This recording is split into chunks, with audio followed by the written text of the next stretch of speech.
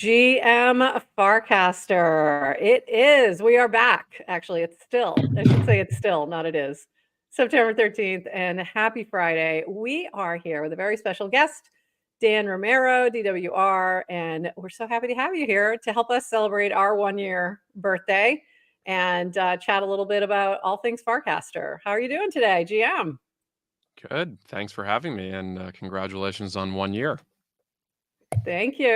Thank you. We did have a fun trivia question earlier. We did a little trivia game with some of our usual chatters, and one of the questions was, what did Dan and Baroon say when we told them we were starting a morning show all about Farcaster and asked their permission for it? And the answer was, trick question. We didn't ask. I was about to say it feels very permissionless. Yeah, exactly. Exactly. Yeah, we didn't ask. We just kind of did it and hopes you didn't mind. So, Adrian, I'm going to let you kick it off because I know you got some questions ready to go.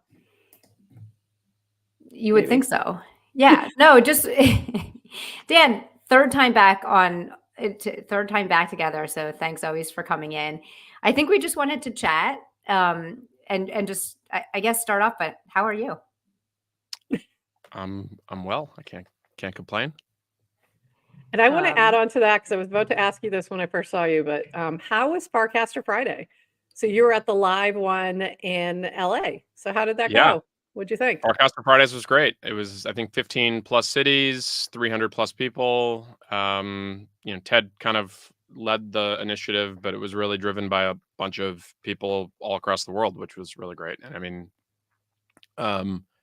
we've talked about this in the past. We talked about it at FarCon. I'm sure you guys talked about it, but this idea of URL to IRL, I think it is one of the kind of more interesting things about Farcaster relative to other social networks, social media, at least in 2024. I think like most social media, is media, not a network. And you kind of hang out with existing friends on it, right? So like you might join TikTok or Instagram, and the primary, you have stories with Instagram, but for the most part, like you're consuming content in a feed that is professionally produced, and it's very clear the button that is in like kind of like the spot where we have they have DM, which is kind of like a message your friends.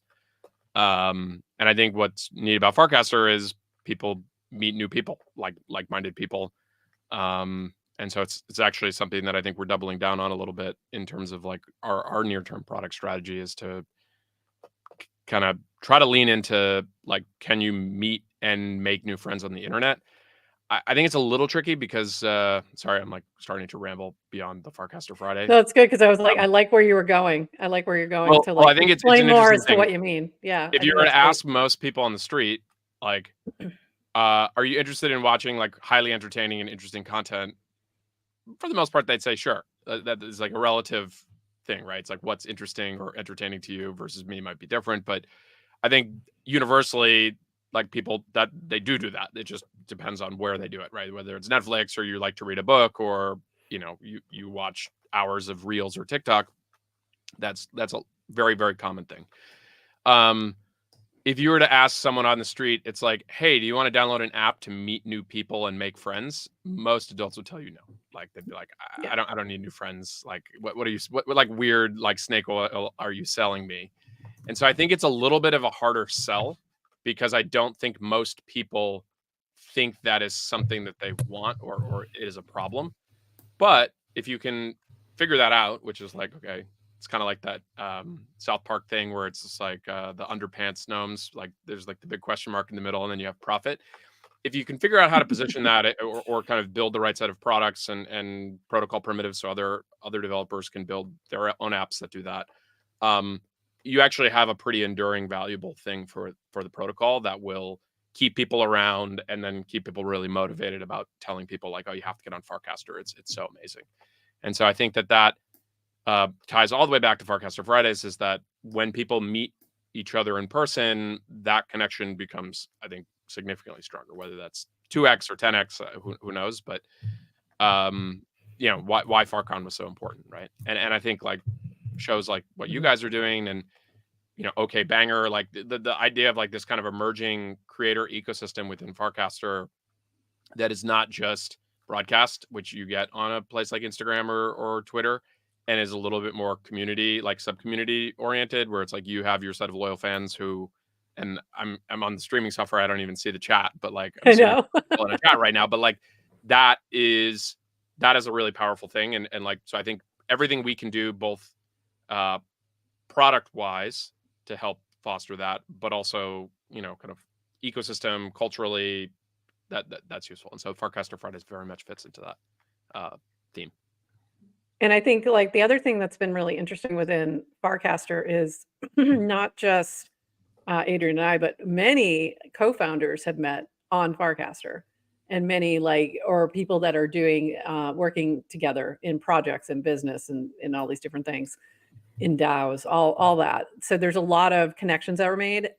Even a few people dating, I think, who have met on via Farcaster. So there's a few of those situations that I think are interesting as well. And I do think that it lends itself to that, but it is hard to extrapolate that out into a growth strategy, I think. I did listen quickly to the dev call, the part about channels yesterday, and I'd love to see if you could, it sounds like that might be part of this overall thinking. What are you thinking about for changes to channels or development on channels, and where is that going, and how will that change up what we're doing now? Yeah, so kind of history channels, we launched them last summer. We've done a bunch of iterations and experiments with channels. I don't think any of them have quite worked outside of people on the network. And if you were to kind of take the subjective, you decide, but the top 1,000 most interesting accounts on the network, the rate of those accounts participating in channels is really high. So we've actually, the behavior on the network was plastic enough to like kind of get people to do it, as much as people resisted posting in channels when we first launched them, in a way that I think is really positive, because if you can do that, then there's still a chance that if you can get the right configuration of what a channel feels like, it can actually be a really powerful primitive for growing the protocol and then specifically deepening those relationships, which I think is the thing we kind of want to bet on. So I think where we've missed with channels is they've tried to do too much. I think if you can kind of think of it as like two camps, like one is the hashtag general topic idea, like food or gardening or Ethereum. It's like these massive topics, like with tons of people interested in them.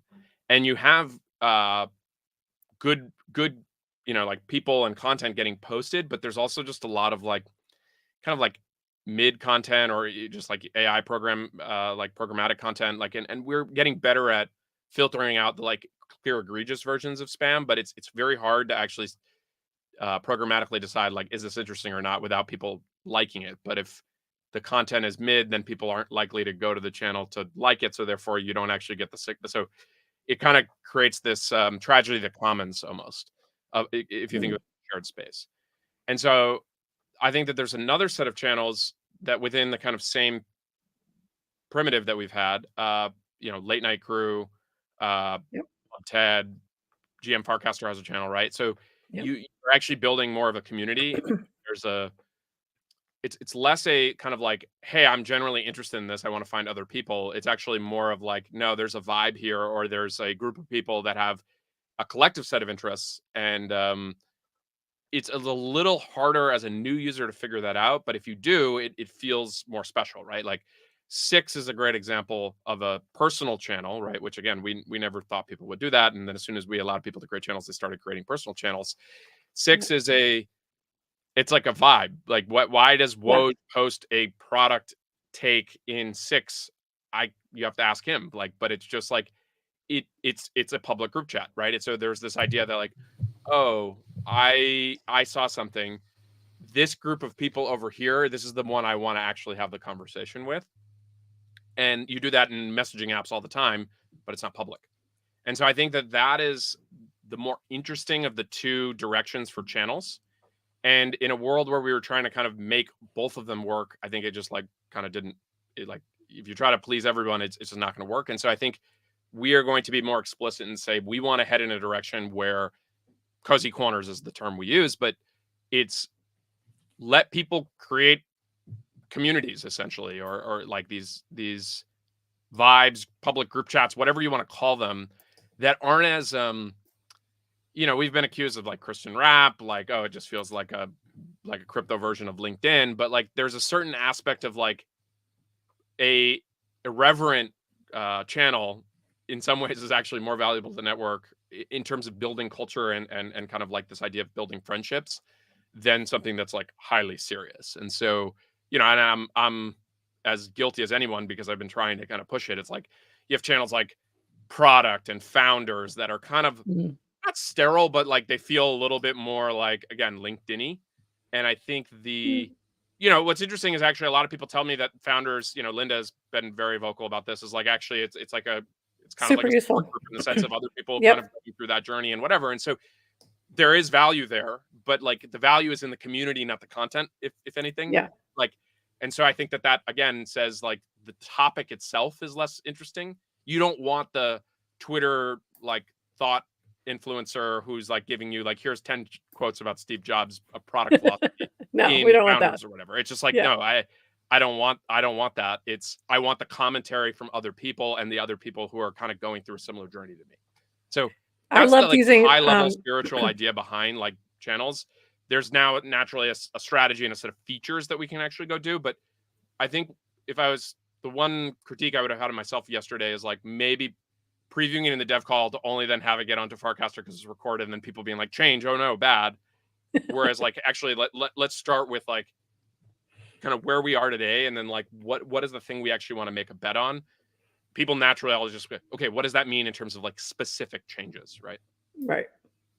And I think with something like Founders, I find that to be a super useful channel because of like, I went in there one day and said, hey, as we're growing, I'm thinking about, do we need an advisory board? And my initial gut was like, probably not. And then that got very confirmed but very specifically and with examples and with people's experiences. And then I was like, oh, you know what? I don't need an advisory board because I have the Founders channel. Like that's, I just got what I needed, what I would have used it for. So I think there's a lot of channels like that as well, that you're right. It depends on who is in there and participating that makes the value of it. Something like Tabletop, I think has huge potential and just hasn't quite found it yet, but is like, that to me is one of those ones that with this new direction that might really benefit for that and growing the community. Yeah, and to be specific on a couple of changes that I mentioned and maybe are being misunderstood a little bit. So the first direction we're headed is so channels are, the best way to think about them are public group chats that have a very similar mechanic to like a clubhouse stage or tavern or kind of any space where you have people on stage and you have people in the audience, right? And so anyone can participate in terms of like listening, or I guess it's not participation, that's just listening. And then the people who have the ability to speak are curated by host, moderator, whatever you want to call them.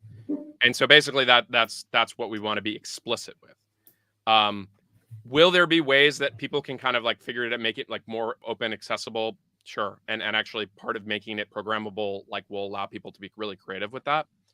But I think we want to be opinionated and say, rather than you pick what kind of channel you want, we kind of are like, this is what a channel is. It's like you actually want to curate who is on stage, because that will lead to a tighter knit community and higher quality discussion, which makes people more likely to want to go to a channel page and like all these things that kind of don't happen now.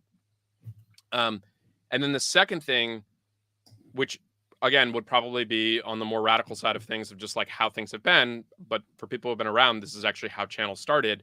If you don't follow the channel, you won't see channel content from that channel. So I think one thing that's confusing to people in a world where we really tried to use channels as a way to like grow distribution, we have the, in the preview, it's like, if you don't post in a channel, you post in a channel, get more views. Like the whole goal was like, try to get people to post in channels because that's actually good for growth of the network. I don't actually think that mentality is useful. If anything, it actually confuses people. And if you actually ask new people, they're like, I don't understand when should I post in a channel versus not? So I think just super simplified, post in a channel if you want to talk to that group chat.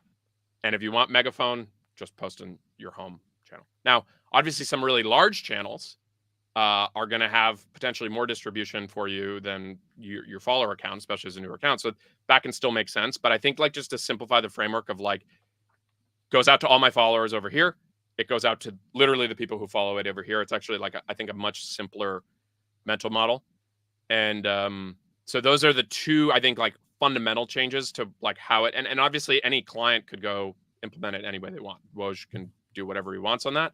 But I think the way Warpcast takes the opinionated approach and says, this is what we think a channel should be at the protocol level, and we're going to respect that, will have a pretty big impact in terms of the shape of that feature. And so I think there will be some change. There will be some channels that like, hey, this worked way better when it was like open access. I didn't have to worry about it. But we'll kind of iterate our way through that. And it's not a change we're dropping tomorrow. It's like over the next few weeks, we're going to like kind of put more effort into this launch than we actually do for most launches. Like we're pretty famous for being really iterative and just like, okay, fresh off the presses, like ship it. But I think really going through every bit of surface area around channels and say, should we keep this? Should we remove it or change it is like part of the review here. And so the goal should be whenever we get to the point of like launching this new version of channels, it should feel different for people. And like that actually is important for this whole thing to work. Because if it just feels too iterative, people are just going to keep the same habits they had before. So just to clarify, if I cast something in a channel, only the people who are following the channel are going to see that. My followers will not see it in their feed. Is that correct? With this new iteration? Well, if your followers also follow the channel, yes. But right. You can think of it as like you're opting in, right, to that vibe, topic, whatever, however you want to describe it, right? And so part of that is like we need to improve discovery. We need to improve it so that would be my next question. Yeah. Channel owners and moderators, like we'll likely bring back more moderators. Like that was a mess up. I tried to simplify it down to one, and people actually kind of like the collective idea of having 10 people. But you know, you make mistakes. So I think it's like really cultivate this idea that there's like a shared community identity thing that people are building together, and then give people the tools to actually make their space feel great, and then find other people to bring into their community. And so like there's just a lot of details to sort out, and so I don't want people to over rotate and be like, fear, change, bad. But I think I'm optimistic that we can get to a place where it actually is just a lot clearer for people. And then like once they adjust to the new model, they're like, actually, this is pretty great, right? Like think about how many people want channel mute, and we've never launched it. Yeah. By definition, this is muted. If you don't follow channel, you won't see the content. That's true. That's true. Yeah. I saw Nat Elias cast that literally like I think half an hour ago. It was like, hey, it'd be cool if I could mute a channel. Like, we've heard that before. I like from the way you describe it, Dan, I like the direction because it, you know, in terms of cozy corners and opting in I think the analogy to like a tavern or farmhouse where, you know, it's you can kind of curate. I think all makes sense once you're in a channel, once you've developed the relationships, and then what has to be solved separately is like the discovery. How do I find new channels I don't already know about? Because I always think about kind of narrow casting into this versus sometimes I want to know channels. I love when I see people cast and mention a channel I've never heard of, because then it kind of brings me into discovery. And then the ability to make new friends and like bring, you know, new people in the network, and not just like the first time you go to a farmhouse, you're probably not like, hey, bring me on stage, because you don't know who I am or where I'm coming from. So kind of how do you create like that sandbox where you can still meet new people? Yeah, I think like I don't know if you guys, when, you know, if the analogy for me is like going to college and you go to the activity day, like the first day as a freshman, and you find all of the things you could potentially do in college. Or then if like, and I wasn't in a fraternity, but like there's like the whole Greek scene is like, it's like people try to sort you into as many different things as soon as you show up to this new, effectively social network, right? Like, so we need channel rush is what you're saying. We need a rush for channels. But I think like, that's overwhelming. And going back to this idea of like, most people signing up for this don't actually think they're looking for new friends. They're coming to a social app because they're like, oh, social media, like interesting content. So I think that there's like a kind of set of ways of like basically getting people excited about, you know, channels or going deeper. And so one way you can think about it is you start following people because you find that their takes in the home feed are interesting. that's like pretty normal. That's pretty comparable to Twitter. And then naturally the app can, or whatever app you're using, can actually start to be a little bit more like, hey, like looks like you really find, Adrienne to be interesting, like you're interacting with their content at home. By the way, she's active in these channels, like maybe you should go check those out, right? So it like, I think we can, this is key, is like you have to improve the discovery process. Like, I mean, the channels list today, like the descriptions are not even there. Like we haven't changed it since last year. So putting a little bit of TLC into the method for discovery, and there can be a variety of them, I think is important. And I think like you guys have actually brought this up in terms of like the explore page for developers is like, hey, there are content creators on the network that are more than just casting. It's like putting out a daily podcast and or streaming or whatever. And I think that there's a natural fit there with channels, because channels, like effectively when you're building a media property, most of the time you're trying to actually build a community. And so you can imagine the kind of like Farcaster native creators, their channels being featured on kind of like channel discovery. That has actually a better, rather than trying to like put apps and content in the same thing. It's like, no, this is where I go when I want to find kind of like communities and interesting things to go participate in. And then this is like apps that I can specifically use. And there's a little bit of blending between the two, but that's like one way to think about it. But I think this only works if we improve discovery, right? Like we can't just, the primary way to discover channels today is in the home feed. And so if you're taking that away from by default, you have to kind of offer other tools so that channels actually can find the like-minded people. And I think that's a great point regarding like media content. Channels is the perfect place for that. That's why we were kind of struggling. It's like, well, we can create an app or we can create a frame, but it's not really what we want to do. Like we want to just be able to have them discover the channel, because then it's going to have all the content. It's going to have everything we want them to see. And also it's going to be the thing that spurs discussion and connections and conversation that can emanate from that content and that media.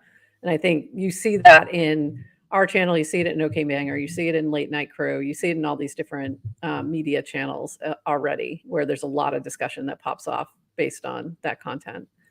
Can I give a shout out? There's a ton of questions coming in, like literal specific, like how exactly will this work? And I think just to, and Dan, you can answer this, but just I could probably take it, which is spec is not written yet.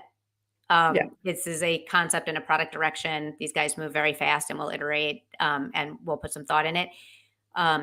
But they're also have been very transparent. So kind of specs are usually public. There's dev calls, there's recordings, like take some time. You can chat about it on Farcaster. But I don't think there's really answers to exactly how things are working. Yeah, I think it's like really fluid, right? Like I'm meeting with the team and the other thing I said in the dev call is, so traditionally it's been one engineer plus me anytime we do stuff with channels. We have two engineers plus our wonderful designer and myself. So it's actually a big investment for our relatively small team in Merkle, because we got a lot of things going on. Yeah. And so this is a like top priority for the company. Like we have our daily stand up for the whole team. And it's like the first thing we talk about is what's the progress on, kind of like towards this version of channels. So I'm kind of like working on a public spec, like getting feedback, from people, and I think should have something next week that people can roughly understand. I think the other thing too is change is always scary. Like it's just like, okay, like wait, like some people like change, but like I think most people by default are like change is bad because I'm used to this other thing. Yeah. And I hear that, but at the same time, like I think we really have to figure out like to make channels something that's actually really useful for the network versus just this like thing that people call it like underinvested in or whatever critique they want. I think it's like fair, but I think the reality is like we should just have a very opinionated point of view of like this is what a channel is good for, and we can solve some of the other things that we're potentially moving away from in future product launches or iterations or things like that. Yeah, so Adrienne, I do agree. Let's hold off on the questions that are more specific to like process of channels and things like that we don't really have answers for. But I do love this one from Miriam. And there's a similar one from Ivy on the Unlonely chat. And Ivy's posing it as, assuming channels were deemed a success tomorrow, what's the next primitive you would work on? And from Miriam, I asked this Dan AMA, but does he ever have dreams about Farcaster or figure out solution to stuff in his dreams? So I like both of these questions. Let's start with the dreams. I don't know if dreams are the right term. They happen while I sleep. Sometimes you might call those nightmares, but yes, I think there have been many a night where I can't sleep thinking about Farcaster. How about that? So I am trying to sleep and I end up spending time thinking about Farcaster, but for better or for worse, I'm not asleep. I'm sitting there in bed thinking about what should we be doing? I think that's I think that's all. I think that's every founder everywhere. Yeah. I think anywhere. And then with Ivy would be if channels are success, and what's the next big primitive that you would want to work on beyond that? Yeah. So I mean, that's like it's like Bill Belichick, for those who are football fans, he would always just tell you he only cares about the next football game coming up. Yeah. And so I think I'm very focused on channels. If you were to really push me, I think that there's probably we're already doing it with the stuff that Horsefax is working on the developer side. So this idea of mini apps, and so we're kind of inching towards that. So that is a surface area for people, but probably more limited. Although AI tools probably make it easy to make mini apps. I just watched someone open AI make a game with one prompt, and so if you think of Flappy Caster from Matthew Fox, which is pretty good, we're not too far off in the next year or two where you could just be I have an idea for a mini app, and you could literally probably code it. And I'm sure, DF and Stefan are building stuff that make it easier to build frames and stuff like that. And so I think that's a whole area that still has plenty of exploration. I think if you were to ask me the core social stuff, I think the honest answer is we need to get channels right. And then move on to, I think, figuring out how we're going to do DCs from a protocol standpoint. So that's, again, less individuals, but more can I use these in other apps? How can I make them more programmable? So outside of something brilliant that just someone suggests or, comes to you in the shower, I think right now it's just focus on channels. We have a kind of side bet on mini apps. We also, by the way, have this big snap chain thing that we're going to be probably doing at the protocol level, which day-to-day users don't experience, but any developer in the ecosystem who's had a issue with us syncing with Nanar or Supercast or anything like that is going to be happy. But that's a significant amount of work. So we're only 14 people, so we have to be pretty focused on what we're working on. All right, I know we're getting down to it. Adrian, any last questions before we say goodbye to Dan? Just the burning one, and Dan, I need eye contact so we can tell with your tell. Do you know who Dan Romero is? Oh, nice. I do not. Yes, you do, because you just looked up at your tell. I do not. I actually don't know who Dan Romero is. I was convinced that it was you. So, or that it was. If I had an alt, it would be funnier. I'm a little insulted, that people think that that's my alt. I think my alt would be funnier. No, Dan Romero it serves a purpose in the ecosystem, but you can't be encouraging all these alt accounts. They're funny for a second, and then they can kind of veer a little too negative. So yeah, unfortunately, when they get a little nasty, there's been a couple that I haven't really enjoyed that much. But Rand's been pretty much keeping it funny most of the time. So falling off a bit. I mean, in terms of just posting pace, but anything else, Adrian? We gotta let him go. Yeah. No, I think we'll let you go. I know you've got places to be, but thanks for hanging out. Thanks so much. And we're going to just do a little bit of wrap up, but thank you so much. We love having you here. Anytime you want to come back, you're always welcome. And we love thank you for if we don't tell you letting enough. us do a permissionless show. I don't think the letting you part is part of the permissionless. Yeah. Cheers. Bye, Dan. Bye, Dan. Thank you. That was fun. Lots of good new info. We did ask him if anyone's allowed to build a client. Yes, you are. Yes, you are. Actually, he highly encourages it. That was great. Really interesting to hear what's coming next with channels. I'm glad to see some development there. Change is always scary, but I think it seems like a direction that's going to be really helpful. So we'll see. Wait and see. What I think is interesting is when he said we're actually going to be thoughtful about this, which is a nod to how fast they typically try to just put things out, like throw it out. But I think it's kind of like the first time they're mindful and demure, a little bit, very mindful. little. I think it's because channels already exist. So when you're throwing something new, right, it's recognizing people are using it. How do you change? And I think that's also why startups tend to work a lot faster. But when you're trying to change something existing, it's a lot more complicated because you've got Absolutely. people. Absolutely. So want to just highlight a few things we have left going on today. We are going to be here until tomorrow morning. With a few breaks in between. Sometimes it'll be us in pre-recorded replay mode, but we will be streaming all day long. And we are celebrating our birthday today. There is a mint that is available right now on Highlight, and you can go to the GM Farcaster channel to mint this amazing little fun token of our appreciation and token of your appreciation of us. And we are going to have some fun things built into this NFT. And currently, we do have a leader on the leaderboard. Thanks, yes, to crypto. We'll be giving you something special. Should that hold, even if it doesn't hold, we're giving you something special. If you want to see the full schedule, it is in the GM Farcaster channel and also on events.xyz for the GM Farcaster channel. So you can take a look at that. Coming up in a half hour, we have the State of Farcaster report from Snickerdoodle that they have been putting together, combining on-chain data of Farcaster users and their own surveys that they've been doing and collecting that data. And this is going to be all put together in one big report. And we're going to have a sneak peek of that coming up at 12:30 Eastern. So about 28 minutes from now.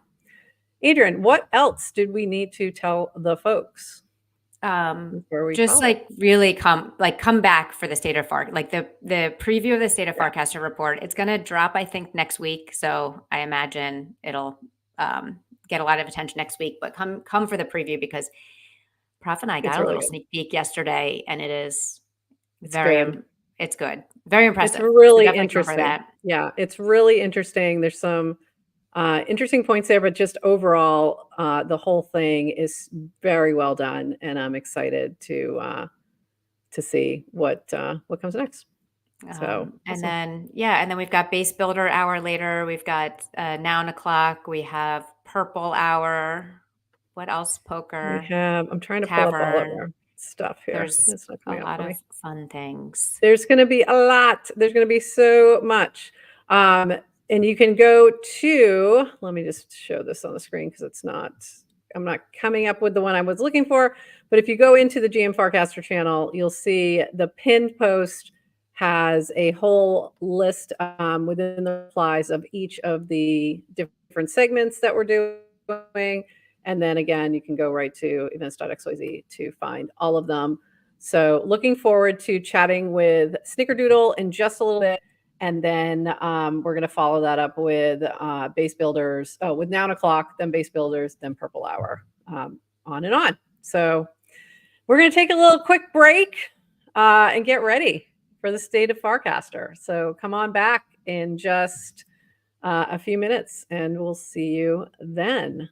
All right, everybody. Bye-bye.